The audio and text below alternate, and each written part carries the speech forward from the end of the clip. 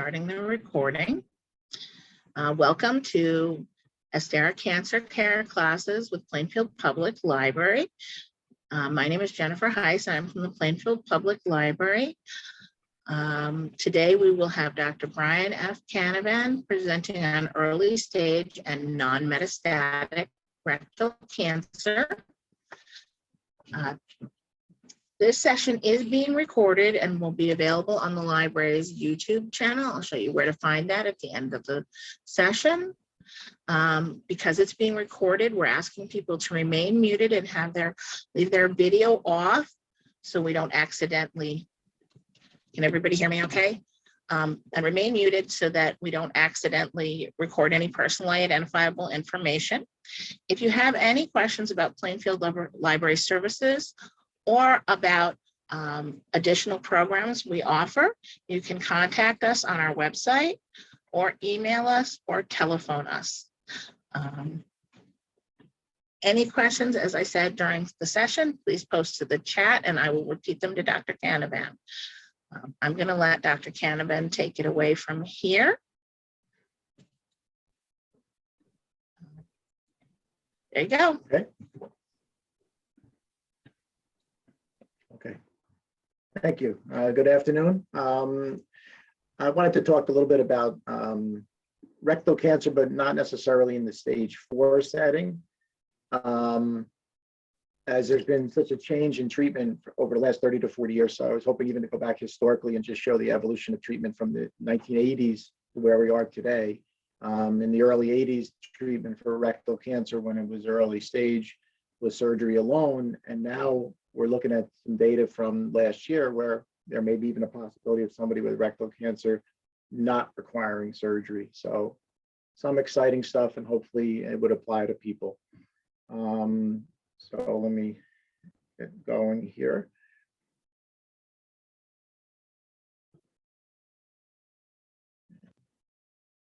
One more. Okay. Just a general background on rectal cancer, and I'll show you some anatomy, but it's the very end of the colon, and it is usually very deep in the pelvis. As you see, it's in the top 5 of cancers that are both diagnosed and unfortunately second leading cause of death. So it is obviously a very significant malignancy, and this is data from a few years ago, but it's still 40,000 cases per year.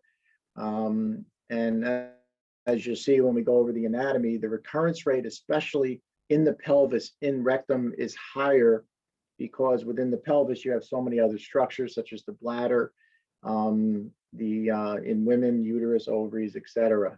So it's a much more difficult surgical procedure than something more in the abdomen. The colon is up more in the upper abdomen. The rectum falls into the pelvis, kind of between your hip bones. I usually would say kind of below the navel.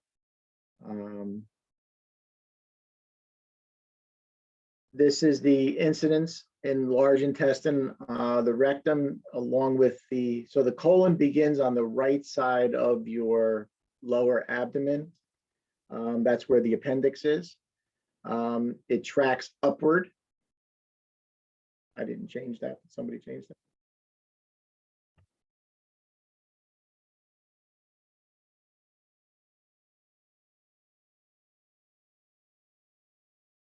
So it starts in the lower part of the abdomen where the appendix would be on the right side. It tracks upward and then goes across the upper abdomen. As you see, it's right below the stomach, so it's high up. And then it curves downward and then dives into the pelvis. The rectum is the very end of that colon. And the incidence in the large intestine is about 1 out of 5 tumors of the colon and rectum originates within the rectum itself.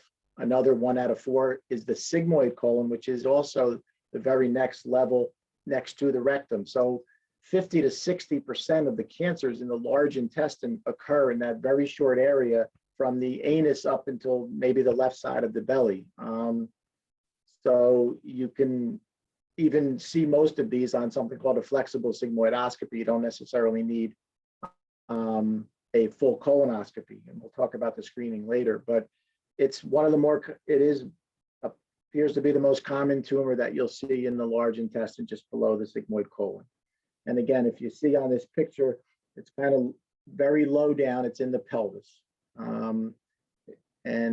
If you look at the picture in the middle, there's that area that looks kind of white or gray, and that is actually the small intestine. And if you see, the small intestine is also in the abdomen. And one of the things that we would talk about in terms of toxicities to treatment would be if you have surgery first and remove part of the rectum, that small intestine will actually fall into the pelvis and could create some issues if you ever needed radiation therapy after surgery.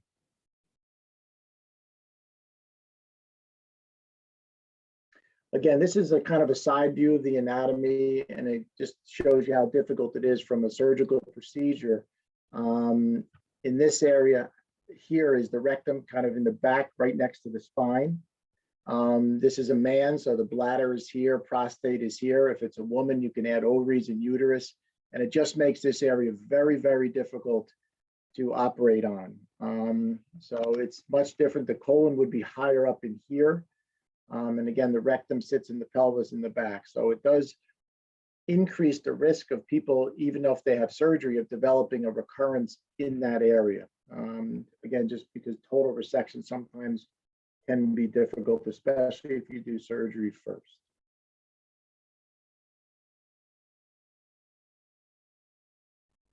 Symptoms, how do people present? The most common thing that you'll see is two things. One is blood in the rectum. It's usually going to be what we call bright red blood because it's so close to the anus. So if you have a tumor there that's bleeding, it'll come out bright red. If you bleed from your upper digestive tract or on the right side of the colon, by the time the blood gets there, it's more blackish or tar looking. But if somebody has bright red blood in their stools, obviously we need to be concerned about it. And also another symptom of rectal cancer is a change in your bowel habits. A person will complain that they don't feel like they've completely evacuated their stool. And also the stool will be thinner. It'll come out almost like pencil thin because then the lumen of the rectum will narrow. And then when the stool passes through the more narrowed area, it'll come out thinner. The large bowel's function is simply to absorb water. So on the right side of the colon, the stool is liquidy. As it works its way around the colon, by the time it gets to the left side and down into the rectum, all that water's been reabsorbed, and now you're down to a more solid stool. So usually, again, you'll have some abdominal cramping because you're not evacuating your stool. You'll see some blood in the stool, sometimes some pain because, again, it's more difficult to move your bowels. I guess you could see some weight loss, fatigue, especially if you developed anemia, you'll have fatigue. Again, they talk about urinary symptoms. That would be somebody whose rectal cancer really penetrated outside the rectum to involve that bladder. If you look at that side view, the bladder is right in front of it. So if the tumor does extend beyond the rectal wall, then it could cause issues with the bladder function too. But the most common thing is usually I have blood in my stool and I just feel like I can't move my bowels or clear out my stool, or the stool becomes pencil thin.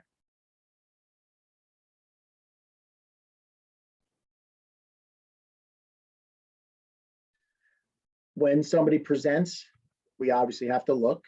And the best way to do a biopsy would be a colonoscopy. Here they talk about a proctosigmoidoscopy. Another name for that is called a flexible sigmoidoscopy, where the scope will go through the anus, the rectum, it touches that sigmoid colon, which is the last part of the colon before it dives into the rectum. The colonoscopy will look at the entire colon right around to the right side. And obviously, if you see a tumor, we need to biopsy to make a diagnosis. Once we have that diagnosis, then we need to make sure that it has not spread anywhere. And that's where the CAT scan of the chest comes into play, or thorax, and CAT scan of the abdomen. That's done again for staging. We want to make sure that it's nowhere else. What we also want to look at is what is going on within the rectum itself. We used to do something called an EUS, which means endoscopic ultrasound, where a doctor would look in with a scope, put an ultrasound probe, and they'd be able to look at the cancer and see how deep within the wall of the rectum it's invading, if they see any surrounding lymph nodes. But now what we do is an MRI of the pelvis, which can see the tumor in the rectum and get an idea of its what we call depth of invasion into the wall, which we'll talk about, and whether they see any lymph nodes in the fatty tissue surrounding the rectum. And then we'll go over that with the staging. So we need a diagnosis. Somebody comes with blood in their stool, we'll send them to a gastroenterologist who will do either a colonoscopy or just a sigmoidoscopy, just a short look. And if they see a tumor there, they should biopsy to make that diagnosis. Once that is done, the next thing is let's make sure it hasn't spread anywhere else with CAT scans. And then we want to look at what's happening within the rectum itself, and that's where the MRI comes in.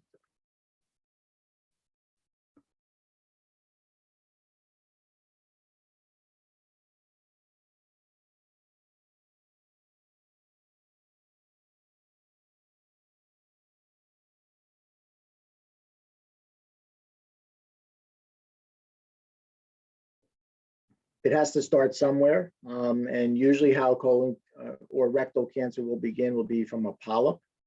So on the very left end is where you'll begin to develop a polyp, and it takes years to do this. So if somebody has a normal colonoscopy with no evidence of polyps, then we usually recommend maybe 10 years before we would have to look again. If someone has a very strong family history where somebody, say a parent, had colon cancer or rectal cancer at age 49, then we would say 10 years prior to that would be other family members or children's first colonoscopy. But as you see, there's development of a polyp. The dysplasia in the middle there is a pre-malignant process, as it has to begin to develop the prospect of cancer cells. And then within the polyp itself, in the next one over, you start to develop what's called an adenocarcinoma, which is the most common type of rectal cancer you'll see, and that's what you'll see on the biopsy. And then what'll happen, this is all happening within the lumen of the rectum, where when they do the colonoscopy, they could see it right there. And then what happens, as you see, is once it begins to develop a malignancy in the edge of the polyp, it will then invade back down into the rectal wall. And that very thick red area is a muscle layer. And you have to have a muscle layer. That's how you move stool around through the intestines and how you move your bowels. So there is a muscle layer there. The invasive cancer they're mentioning looks like that tumor has protruded through the muscle layer. The areas where you see dysplasia, the areas where you see adenocarcinoma that has not invaded the muscle wall, many times can simply be removed by what's called a polypectomy, where they could just remove that at the stalk level, as long as they get good margins and there's no evidence of cancer at the end of the polyp, at the end of that stalk, and that may be good enough treatment. Clearly, when it starts to invade down into the wall, it can't be removed completely by a polypectomy, and then surgery has to be considered. But it always starts somewhere with a polyp, and then over time, the normal cells become pre-malignant cells. There's the dysplasia, and then it becomes, unfortunately, an invasive cancer, and then it begins to invade down into the wall.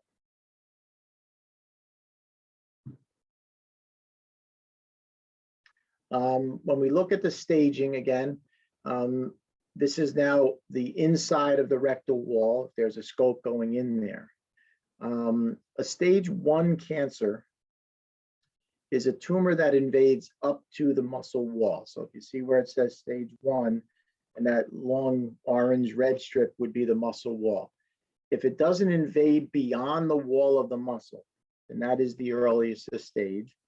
And the surrounding lymph nodes that are in green, if they're negative.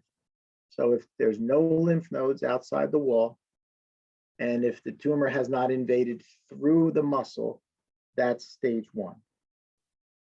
A stage 2 tumor is a tumor that now has extended beyond the muscle wall. It's now outside the rectum.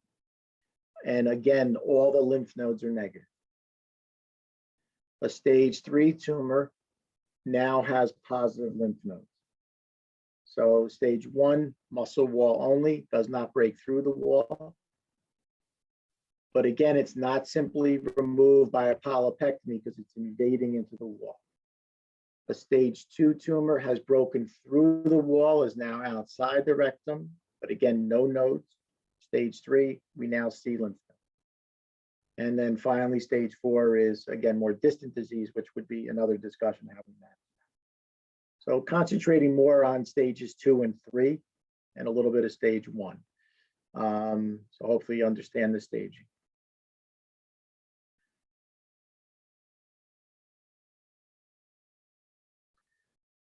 As you're starting to develop these cancers, there are some things that can cause them.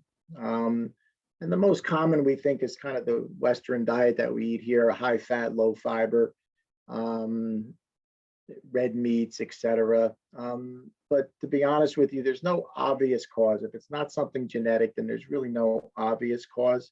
But we just think our diet, anytime if the carcinogen is part of the stool, we want that stool to pass through. So the higher fat, low fiber diets tend to keep stool around, so to speak, and that increases the risk of that wall being exposed to the carcinogen.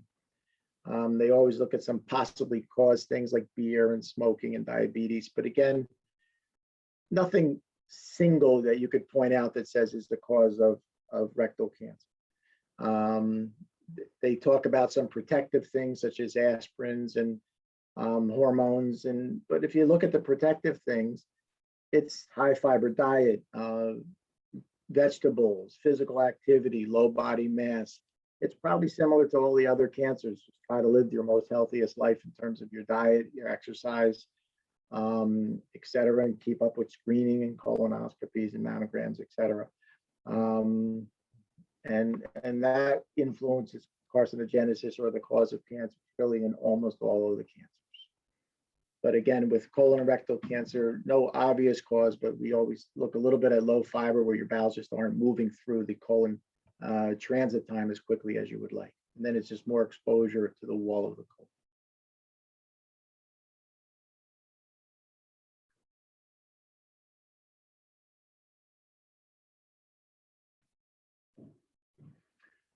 Once someone is diagnosed with rectal cancer, so they presented with those symptoms, the gastroenterologist looked in and did the biopsy and found that adenocarcinoma, which is the most common. We did the CAT scans, and again, for this talk, the CAT scans would show no evidence of spread of the disease. And then the treatment includes really all 3 modalities of oncology. Not every cancer has to have chemo, surgery, and radiation. Stages usually 2 and 3 rectal cancer typically do. We are possibly trying to get away from jumping right into surgery or considering surgery upfront in people, and maybe we can do better with chemo and radiation alone. But for now, all 3 are still the standard of care. So the treatment of early stage rectal does include all 3 of these modalities, at least for now.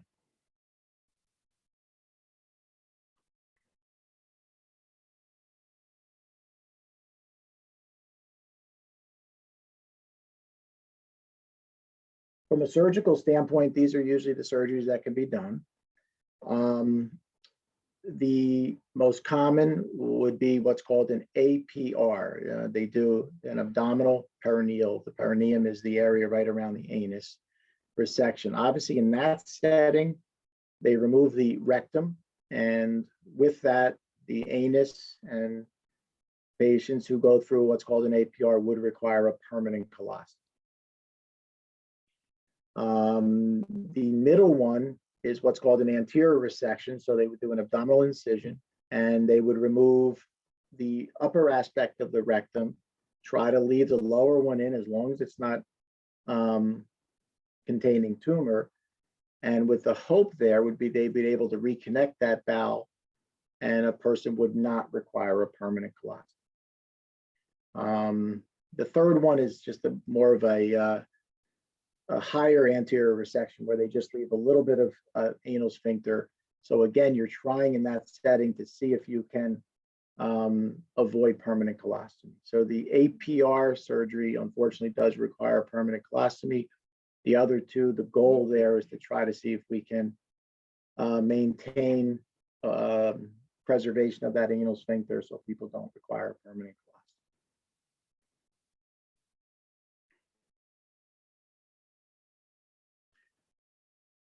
For stomas, these are ostomies. The most common would be if somebody has a rectal surgery, they would remove that area of the rectum on the very lower end there where it curves into what's called the sigmoid colon. And then you would have what's called a sigmoid colostomy if you had that APR treatment, which means removing the entire rectum right down to the sphincter. If your tumor was a little bit higher up in the rectum, then you may get that descending colostomy, which again is a little bit higher. On the other side, on the right side, in patients who don't require the APR procedure where they take the anal sphincter, if a person has surgery and they have the resection where they kind of spare the sphincter, temporarily they'll have something called an ileostomy. So that's the area that's connected to the right side of the colon. That's the small intestine. And that's usually something that's temporary. So if a patient goes in and has surgery where they have what's called that anterior resection, where they spare the sphincter, they remove the tumor with good margins around it. And as that's healing for several months, a patient will have a temporary ostomy, and it'll be called an ileostomy. That's the small intestine. And then after they feel that the rectal resection area is healed nicely, then they can reverse that ileostomy and the person will be put back together and won't have any ostomy. So again, if you require removal of the sphincter, then unfortunately you would have a permanent colostomy. If there's a way they can preserve that anal sphincter, then you would have a temporary ileostomy until the surgery heals, and then they put that back together, and then hopefully there'd be no permanent bag or permanent colostomy.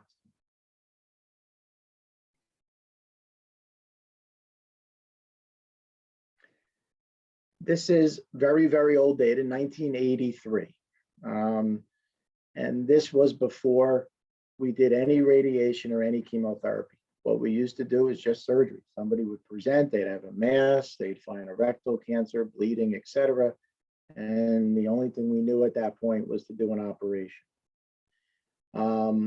But it was really concerning. And as you see on the bottom, in the 1980s, they staged it differently. They staged it A, B, C, D. Since every other tumor was 1, 2, 3, 4, we switched it years ago to 1, 2, 3, 4. They coincide. So A is stage 1, B is 2, C is 3, and D is 4. So in this situation, we always talk about the concern about somebody having a recurrence in the pelvis, because it's, as we talked, anatomically, that rectum is really in an area where there's bladder, uterus, ovaries, a very difficult surgical procedure up front to remove that tumor, especially if it's large or penetrating the bladder, etc. So what we call local failure is somebody developing a recurrence in that pelvis. And if you see a stage 2 or B, 3 out of 10 people who have an operation will recur. And if it's stage 3, it's 50% of the time. So it's quite high at that point in the mid 80s, where you would run into problems with the disease despite having surgery recurring in the pelvis. The treatment then was just surgery alone.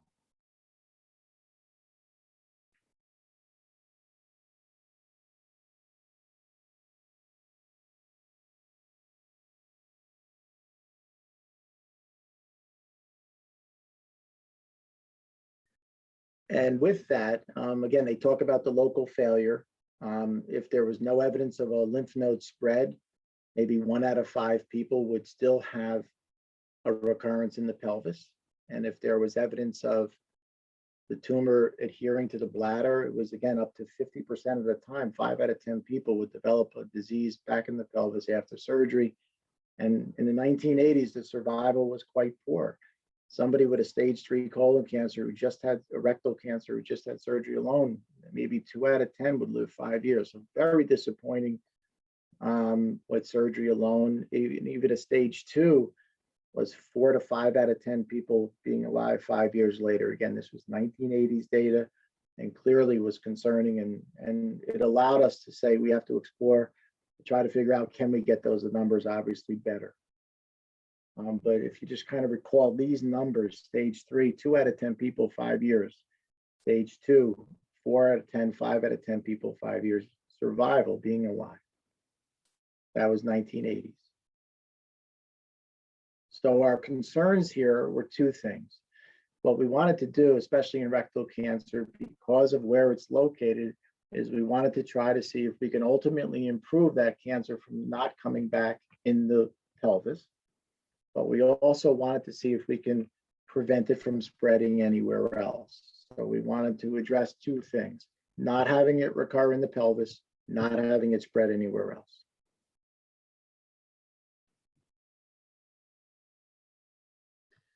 So back in the late 1980s, and the drugs and everything are not that important, but we took patients who had stage B and C, or 2 and 3 back then. And the standard of care at the time was just surgery. So one of the arms of the study had to be just observation, because that's all we knew.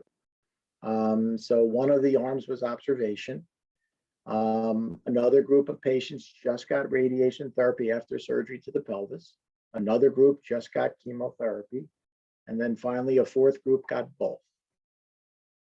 And what we were able to find is that the best group, the radiation therapy alone, controlled the disease in the pelvis, but did not prevent the disease from spreading anywhere else, because radiation is a direct beam in the pelvis. It doesn't have any systemic effect. It doesn't go anywhere else.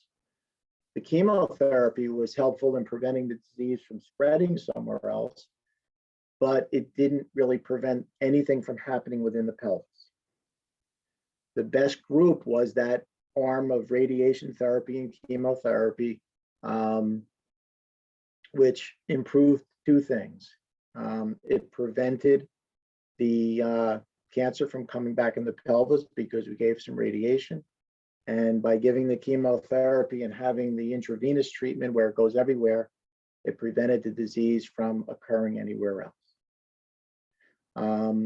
However, there were still some issues. Number one is that there was still a high incidence, because surgery was first, of having the patient undergo what's called that APR, of having them undergo surgery where unfortunately the sphincter had to be removed. So there was still a high incidence of people having permanent colostomy. The second thing was, and as we talked about, if you do surgery first and you kind of break that plane between the abdomen and pelvis, that small intestine that was up in the abdomen, that was kind of in the middle of the large bowel in that one diagram, would fall into the pelvis. And now part of the radiation was radiating that small intestine, which caused a lot of side effects. And there were still some issues in controlling the disease in the pelvis, because again, the surgery was first. And sometimes the surgeon just wouldn't get all of it out. And there would be a margin that was still positive. And again, the radiation effect was not as good as you would like. So although this did benefit over observation, the combination of radiation and chemo, it still had some concerns that we still have to work on. But as of 1990, after this study came out, the standard of care for rectal cancer was not just surgery alone. It was surgery followed by 2 months of radiation and chemo and 4 months of chemo alone, in the hope of preventing rectal pelvic recurrence and distant recurrence.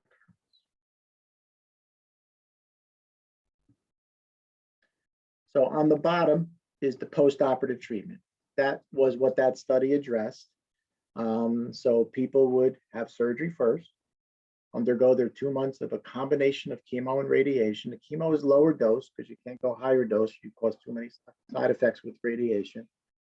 And then after you were done with your 6 weeks or so of radiation, you would get 4 months of chemotherapy. The word adjuvant means post-op. You would get 4 months of chemo, again, to try to prevent the disease from spreading anywhere else. And that study suggested that was the best approach.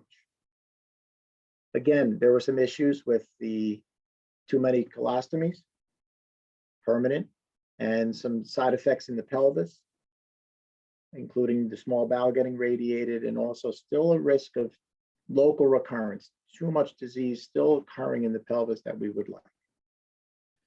So we tried to look at, what if we went first? What if we did the preoperative first?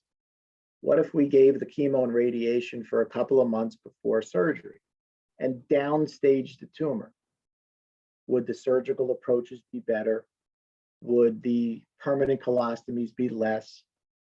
Again, if you gave the chemo and radiation before the operation, the small bowel would not be falling into the pelvis, so that would not be part of the radiation. So maybe we would be able to get a better response. So in that situation, we did as we do in oncology, we have to prove it with a study. So the standard of care was surgery first, followed by chemo and radiation, followed by chemo. So that was one arm of the study. And then the other arm was, let's give the chemo and radiation first, then do surgery, and then follow up with that 4 months of chemo in the hope of preventing distant disease. And again, we always have to prove it in a study.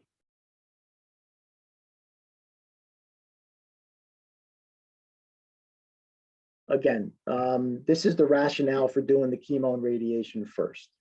Neoadjuvant means pre-op. Adjuvant means post-op. Neoadjuvant means pre-op, just so you know the terms. Again, so what would be the benefit, the rationale? You would hope that we would preserve the sphincter, so people would not have to need permanent colostomy. You hopefully would have a reduction in toxicity because the small bowel would not be falling into the pelvis. And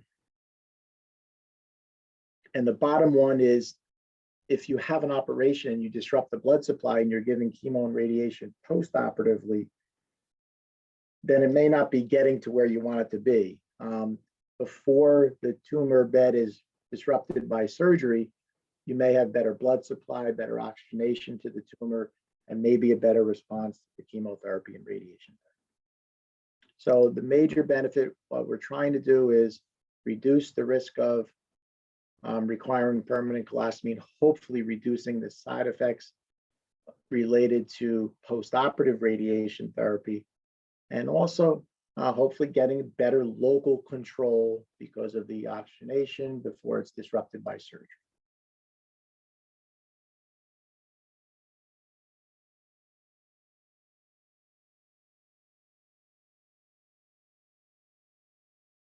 So these were the results. So the neoadjuvant means that the person got the chemo and radiation for 2 months, had surgery, then got chemo afterwards. The adjuvant means everything was done after surgery. And now if you look at survival at 5 years, if you remember, stages 2 was 44% and then 23% for stage 3. Now we're looking at 75% of the patients 5 years alive. So clearly the addition of something more than surgery has clearly improved the survival of patients. The local recurrence is in how many patients the tumor comes back in the pelvis. And remember, when we were talking about that, it was up to maybe 5 out of 10 people. And now if you give post-operative treatment, we have knocked it down to 13%. Still not great, we still want to get better, but it's still much better than it was in the 80s.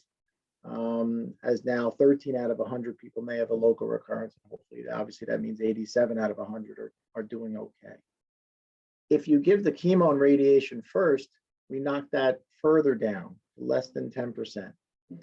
So again, that suggests that the chemo and radiation given first, followed by surgery, means the tumor's smaller, the surgeon can go in, get good margins around it. The blood supply going in preoperatively is better, so the radiation and chemo is delivered stronger. The small bowel's not in there yet, so the toxicities are lower. So if you look at the bottom, the toxicities are lower with pre-op, higher with post-op. And now we're preserving the sphincter. Now 4 out of 10 people who get chemo and radiation therapy may not need a permanent colostomy versus 2 out of 10 who needed post-operative. So we're getting better survivals with some type of treatment in rectal cancer, both chemo and radiation, as part of the therapy. We're just trying to figure where it fits. In the beginning, surgery was first, the chemo and radiation afterwards, and it certainly showed a benefit. Now, if we can do the preoperative up front, we're still getting the same survival, so it's not inferior, which is important, not causing any further harm.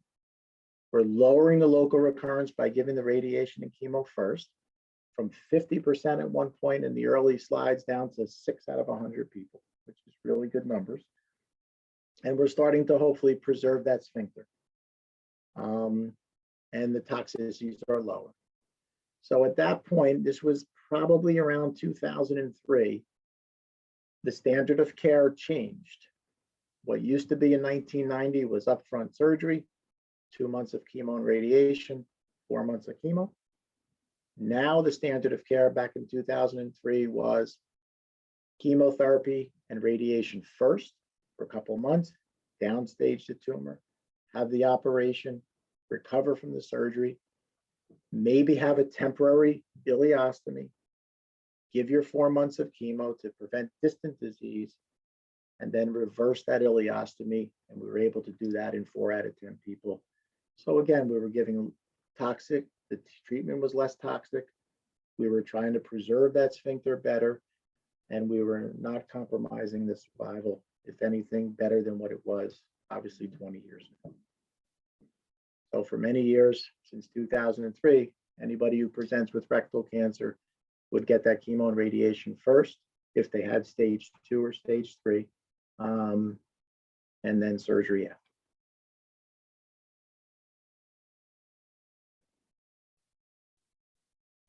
Again, the local recurrence, not a major issue anymore. Back in the 1990s, all comers, stages 1 to 3, still 1 out of 4 people, something would happen in their pelvis.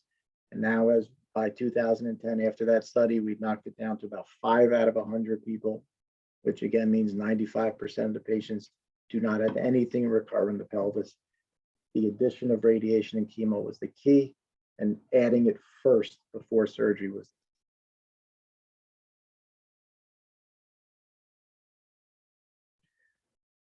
More recently now, the issue has come from, is there a way, can we avoid surgery completely? Can we take patients who have rectal cancer? If they've had such a great response to therapy, is there a way that we can just observe them and they may never need any surgery at all, not a colostomy or temporary ileostomy and nothing. So that's kind of where we're going or looking at now.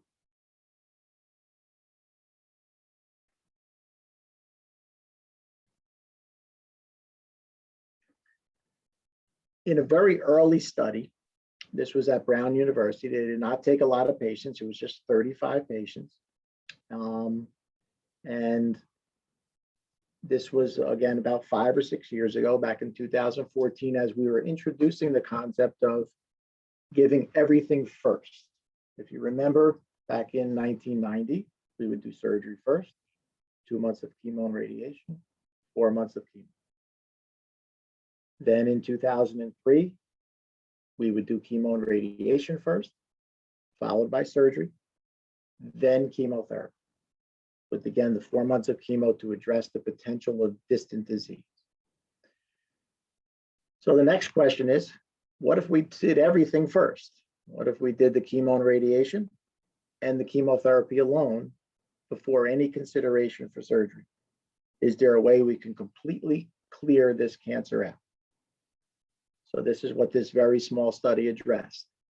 The FOLFOX is a chemotherapy regimen. It's what we use now as the kind of the standard of care for colon and rectal cancer. It's a very involved 3-drug regimen. So the plan here was to give that first for the 4 months. Then CRT means chemo and radiation therapy. So we gave the chemo first, chemo and radiation next. TME is means total mesorectal excision. It's the surgery. So just in the future, when you see TME, it means. So chemo first, 2 months of chemo and radiation next. And in this study, everybody had surgery. And what they found is that PCR means pathologically, they removed the rectum and found no cancer. So in 33% of the patients, 33 out of 100, who had upfront chemo first, then chemo and radiation, still had their operation, we actually cleared the cancer out about 3 out of 10 patients.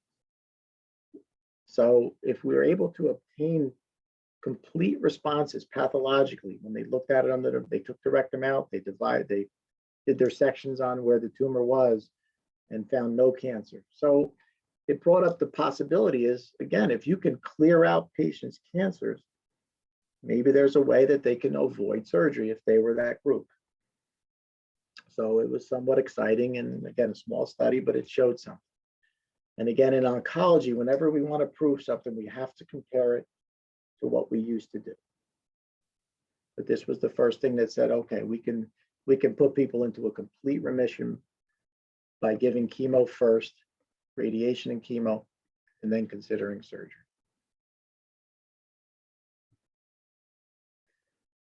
So this was a study. It's a busy slide. I'll try to, again, we always have to compare to the previous.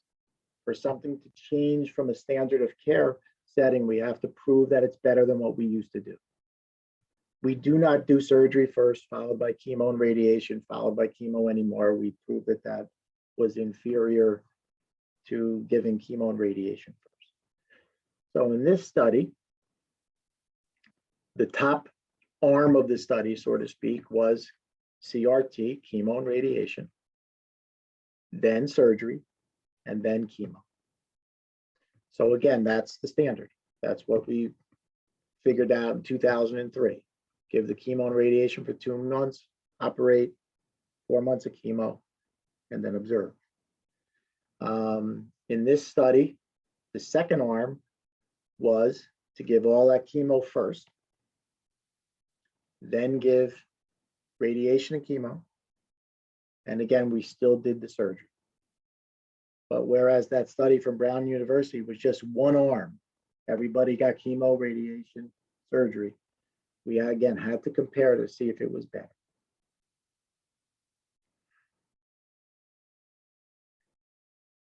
This was also another study, same thing. The standard of care is the top one, radiation and chemotherapy first. The knife, I guess, indicates surgery, and then chemotherapy afterwards. On the bottom, the experimental arm was the black bold line is radiation therapy, followed by chemotherapy, now giving everything first, and then again, surgery as the last thing to do. Again, trying to compare the total upfront treatment before surgery to that sandwich technique that we were doing with chemo and radiation first, followed by surgery, followed by chemo.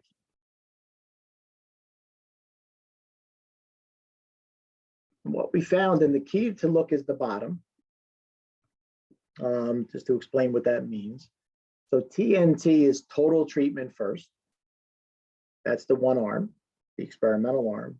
The CRT was the chemo and radiation therapy first, the standard arm that we figured out back in 2003. On the very bottom is the pathological complete remission. Again, everybody in this study had surgery. They either had surgery sandwiched in between the chemo and radiation and chemo, or we did everything first and then did surgery.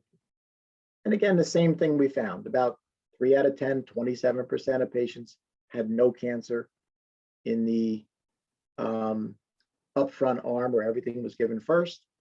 And in that CRT arm where they gave just the chemo and radiation first, about 12% of patients had no evidence of cancer. So clearly, by doing everything first, you get more potential complete remissions. So again, this was the study that we finally proved it by comparing to the standard that suggests that we can still have higher pathological complete remissions, finding no tumor at the time of surgery. And this was one of the other studies. And again, the pathological complete remission on the bottom in the experimental arm, 28%. So all 3 studies, the Brown study, which was the single arm, and these other 2, keep showing about almost 3 out of 10 people having no cancer at all. Whereas the standard arm still about that 14% complete remission with chemo and radiation first. So we're kind of evolving. Now we're looking at doing everything first. Instead of the chemo, radiation, surgery followed by chemo, let's give everything first. Let me go to the next slide then.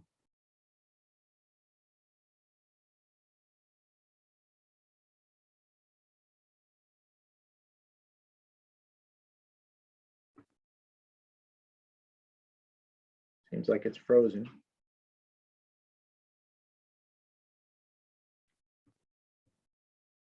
Oh, go back a little bit. This was the overall survival. Remember those numbers back in the 1980s? Those numbers were stage 3 was 23%, stage 4 was 44%. Now we're 88%, 89% at 3 years. So we've done a lot of, in the last 30 to 40 years, going from surgery only and working our way to surgery followed by chemo and radiation and chemo post-op, then evolving to chemo and radiation first pre-op, followed by surgery, followed by chemo, and now doing everything up front. And now we're looking at 3 years, 90% of people alive, 5 years, over 80%. Local recurrence rates, 5%. Complete remissions, 3 out of 10 people, no evidence of cancer. So clearly over those 40 years or so, we've been able to study patients and hopefully are doing better by them. So the next thing to look at then is, this is again another study. And to prove something works beyond what we consider the standard, we have to compare it to the standard. So the control arm is the bottom. Patient comes in with stage 2 or stage 3 rectal cancer. And again, stage 2 means it invaded through the wall, but no nodes. Stage 3 means there were some surrounding lymph nodes, no evidence of spread. The standard was to give chemo and radiation. TME is surgery. And behind his picture is further chemotherapy. The investigational arm is up front. Same thing, patients present with stage 2 or 3 rectal. And they actually studied 2 options. The first option was, let's give the 2 months of chemo first, and then give the 4 months of chemo. On the bottom, INCT was give the 4 months of chemo first, and then give the 2 months of radiation next. Restage the patient, MRIs, look and see if there's any cancer. And if somebody did not respond, then unfortunately, if they still see cancer there, then we would do surgery. If somebody had a clinical response, if there was no evidence of cancer, at least based upon the studies that we can do, short of surgery, these are people who did not have surgery. They were restaged with an MRI, with a colonoscopy, with a rectal exam, biopsies if you saw anything. And if you didn't see any tumor, then WW is watch and wait. So what we're trying to see is, is there a way that we can possibly not operate on people who get everything first, and maybe we can just watch and wait. So this study was again trying to compare a little bit to the standard treatment. And it was also trying to see what would be better. The 2 months of chemo first, followed by the 4 months of, the 2 months of chemo and radiation first, followed by the 4 months of chemo, or the reverse, the 4 months of chemo first, followed by the 2 months of radiation, and then reevaluate.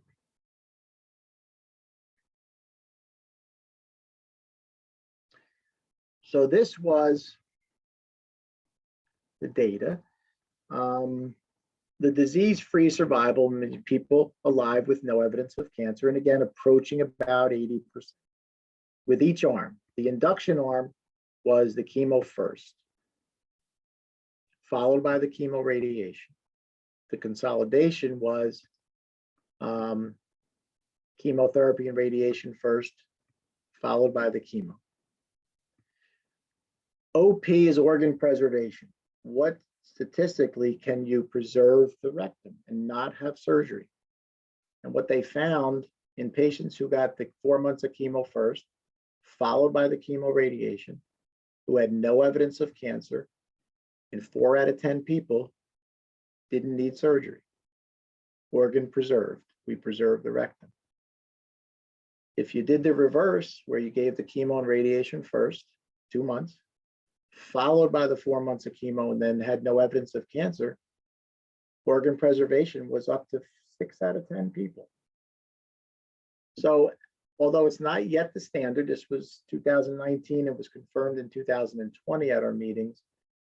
If somebody today presents with a rectal cancer that has not spread, we would typically offer upfront chemo and radiation for a couple months, give the chemotherapy, and then hopefully observe them if they've had no evidence of disease on an MRI, on a colonoscopy, on a rectal.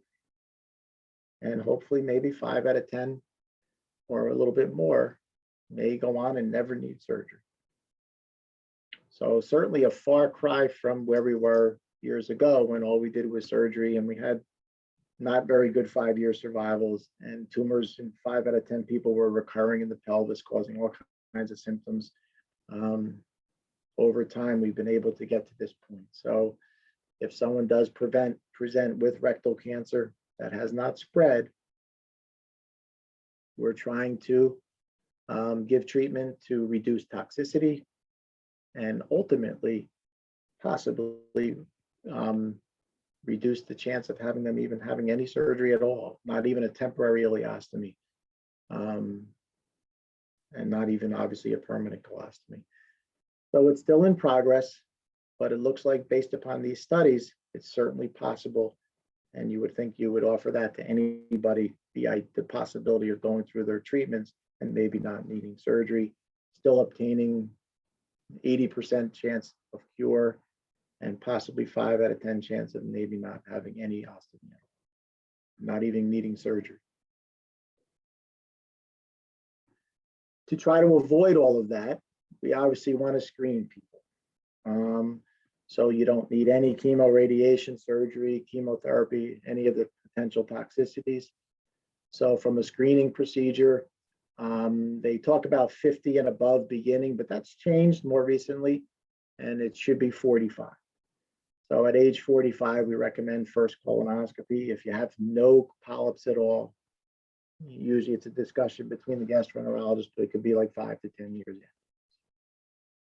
If there's a positive family history, if mom or dad unfortunately had colon or rectal cancer, say at age 52, then as a child, your first colonoscopy would be 10 years early. We can always do the stool-based testing. And if there's blood in the stool, then we should have your colonoscopy.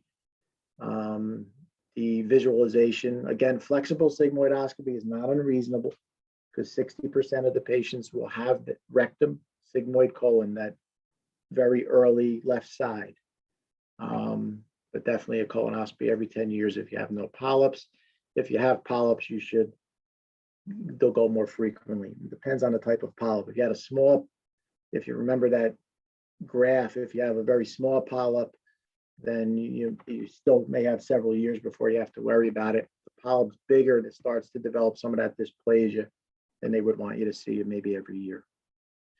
Virtual colonoscopy can be done, but if you find anything, you still have to have a colonoscopy to biopsy something. If you see a polyp, you still need a colonoscopy to remove the polyp. So, in somebody who, when they talk about somebody who maybe cannot tolerate sedation, that would be the best thing. And it could be a screening test, but again, if you find something, then they have to go back and have another colonoscopy. So that would be the goal, and I put this on the end. So hopefully, if people go early enough, we would want to get something when it's in a small polyp stage before it's become dysplasia or malignancy, and hopefully to avoid basically the last hour of what we talked about. I think that is it. If anybody has any questions.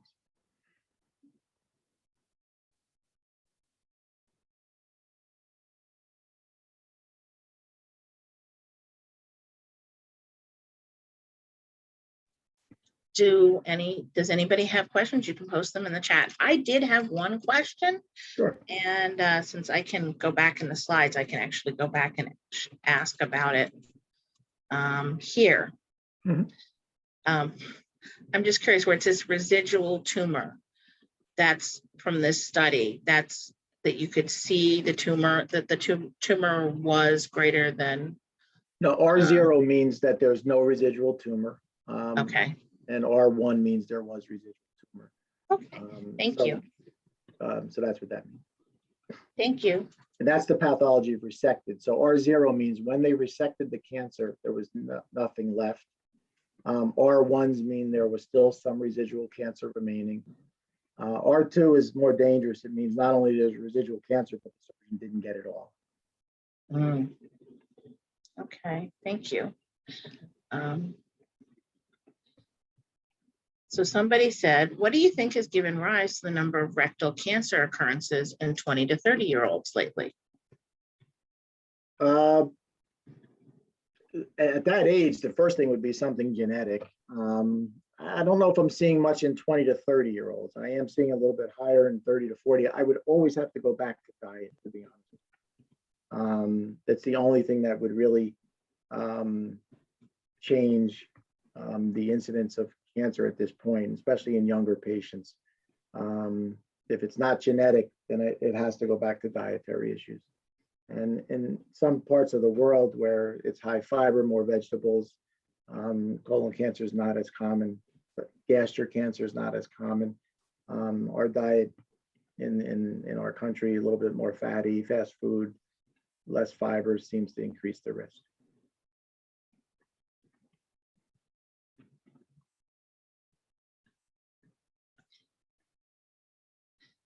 Something you said about screening.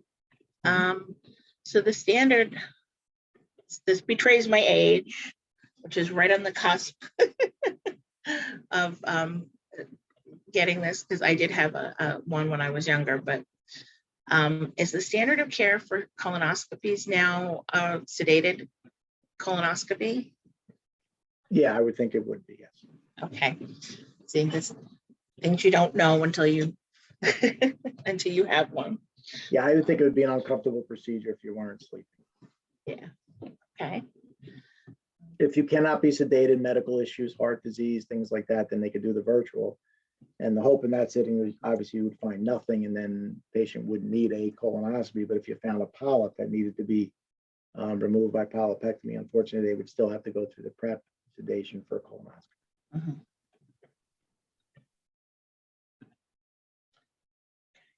Anybody else have any questions?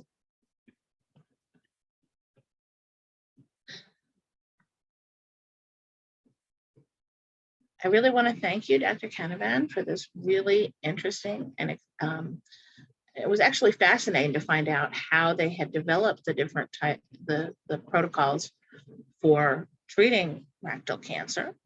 Yeah, I mean, it's become, I think, a more manageable disease, obviously, than 30 or 40 years ago.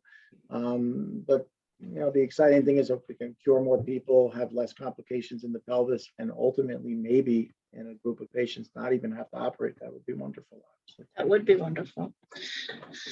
So Dr. Canavan is from Astera Cancer Care, and their number is 732-390-7750. And you can find their information at asteracancercare.org. Did you have anything else you wanted to say to wind up, Dr. Canavan, or I'll wind up? I'm fine, as long as there's no more questions. Thank you. Thank you so much. This has been Understanding Early Stage and Non-Metastatic Rectal Cancer, an Astera Cancer Care classes presented by Astera Cancer Care and supported by the Plainfield Public Library through the Healthy Plainfield Initiative. If you have questions or if you would like more information, obviously you can contact Astera Cancer Care if you want more information about the library's programs, or if you're looking just to research more information about your health, please contact us at the library at www.plainfieldlibrary.info, or you can email us at ref@plfdpl.info. Our phone number is 908-757-1111, extension 112.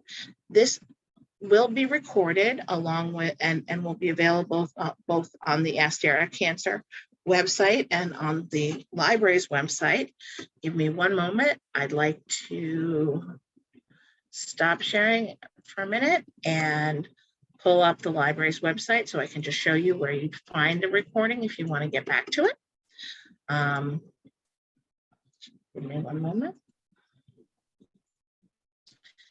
So if you are looking at the library's website, you see our icon for YouTube at the bottom.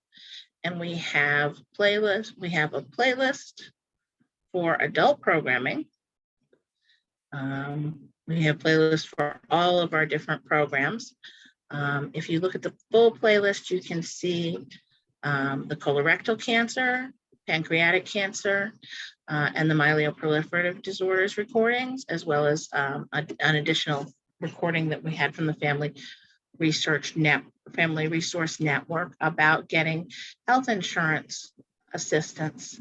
So thank you very much for your time. I'm going to go back to, I'm going to stop sharing, and unless anybody has any other questions, I'm going to stop the recording.